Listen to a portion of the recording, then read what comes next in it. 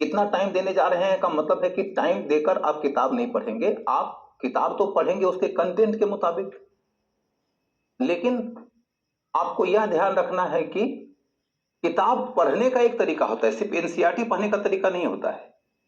एक टॉपिक जब आपने शुरू किया है तो कोशिश करिए कि उस टॉपिक को शीघ्रतापूर्वक खत्म करिए। यदि आप टॉपिक को ही 4 दिन 5 दिन में पढ़िएगा तो आपका दिमाग उतने दूर तक कंसिस्टेंटली कनेक्टेड नहीं रहेगा। तो read the book with a clear intent to cover it very quickly. समझ गए? तो सबसे पहली बात जो किताब पढ़ने को लेकर है, मैं इसको बाद में रिवाइज करूंगा, मैं थोड़ा डिटेल बोल देता हूं, मैं बाद में रिवाइज करूंगा 50 सेकंड 60 सेकंड के अंतर्गत मैं उसके सारे के सारे की पॉइंट्स दोबारा बता दूंगा। अभी पहले मुझे थोड़े डिटेल में समझाने दो कि किताब पढ़ने का सबसे पहला तरीका होता है कि उसे खत्म करने और तेजी से खत्म करने की दृष्टि से पढ़ो।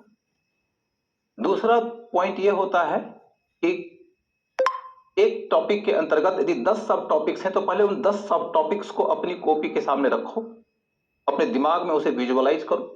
उन 10 सब टॉपिक्स को यदि तुमने याद कर लिया, तब पढ़ते हुए तुम्हारा दिमाग चलता रहेगा कि अब हमें उधर जाना है, फिर हम उधर जाएंगे, फिर उधर जाएंगे, फिर उधर जाएंगे, फिर खत्म हो जाएगा। तो पढ़ने में एक रुचि बनी रहेगी, गति बनी रहेगी। तीसरी बात यह होती है कि कोई भी बुक पढ़ रहे हो तो पहले दफा पढ़ते हुए अंडरलाइन बिल्कुल मत करो, दूसरे दफा पढ़ते हुए अंडरलाइन करना, लेकिन पहले दफा की पढ़ी हुई चीजों के बीच से तुम एक कच्चा पक्का एक स्केच बना लो कि हमने इतना पढ़ लिया। जो पढ़ा उसको दिमाग से मेमोराइज करो बिना किताब देखे, मेमोराइज करो। मेमोराइज करने के बाद तुम्हारे दिमाग में उस टॉपिक की एक छवि रहेगी। वो जो 10 पॉइंट तुमने पहले निकाल लिया था, उसके कारण वो छवि ज्यादा स्ट्रांग बनेगी। उसके बाद तुम सेकंड राउंड पढ़ो। जब सेकंड राउंड पढ़ो तो उसके पॉइंट्स निकाल लो। सेकंड राउंड पढ़ो तो उसके पॉइंट्स निकाल लो जहां पर तुम्हें अंडरलाइन करना है। Underlining will start in the second round. और थर्ड राउंड जब पढ़ो तो उसके तुम नोट्स बना लो। प्रीलिम्स के नोट्स अलग तरीके के होते हैं, मेंस के नोट्स अलग तरीके के होते हैं। प्रीलिम्स में आप काम के तथ्यों को एक जगह संकलित कर लीजिए और मेंस में आप ये निकाल लीजिए कि इसमें कैसे क्वेश्चन आएंगे, उसके आंसर में कौन कौन से पॉइंट्स जाएंगे। नोट्स जरूर बनाया करो। यदि अपने हाथ से नोट्स नहीं बनाओगे, दूसरे के नोट्स के ऊपर डिपेंडेंट रहोगे, चाहे तुम्हारे टीचर का नोट्स ही क्यों ना हो, चाहे जितना भी बढ़िया नोट्स क्यों ना हो, तुम्हारे साथ में धोखा हो जाएगा। अपना नोट्स भले तुम छोटा नोट्स बनाओ, भले टीचर के नोट्स का इस्तेमाल करके नोट्स बनाओ।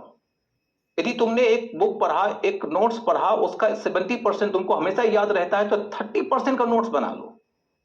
अपने ढांचे में बना लो, अपनी समझ के मुताबिक बना लो, लेकिन अपना नोट्स बनाओ जरूर। यदि मैं तुमको हिस्ट्री पढ़ाऊं और 300 पेज में पढ़ाऊं तो तुम उसका भले 30 पेज का एक नोट्स बना लो, लेकिन अपना नोट्स बनाओ जरूर। और अंतिम पॉइंट यह है कि इससे रिलेटेड कोई भी काम करने के पहले तुम्हें उस टॉपिक से संबंधित पीटी के या मेंस के क्वेश्चन जरूर पढ़ लेने चाहिए। और सिर्फ यूपीएससी का नहीं, पीसीएस का भी, और भी किसी एग्जाम में यदि क्वेश्चन आया है उस टॉपिक से रिलेटेड तो जरूर पढ़ लेना चाहिए।